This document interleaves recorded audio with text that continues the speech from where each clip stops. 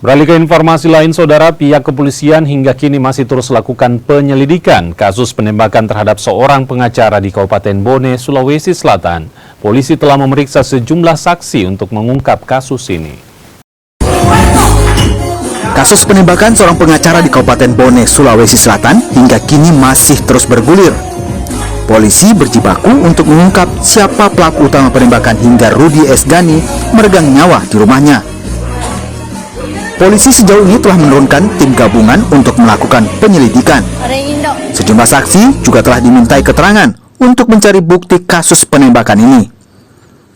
Peristiwa yang di Bone, korbannya seorang lawyer.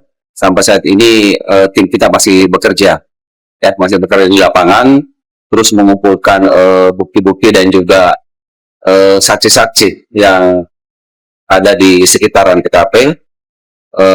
Sebelum maupun setelah peristiwa itu terjadi. Kalau untuk bicara pemeriksaan istri korban, terkait dengan pemeriksaan istri korban ini memang beberapa kali kemarin komunikasi belum bisa diambil keterangannya.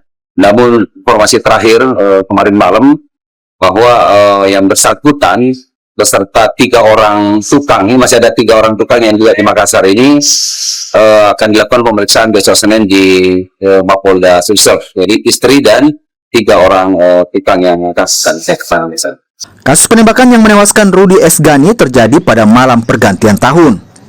Rudi meregang nyawa dengan luka tembak yang berasal dari senapan angin di bagian wajahnya. Rama Pratama, Kompas TV.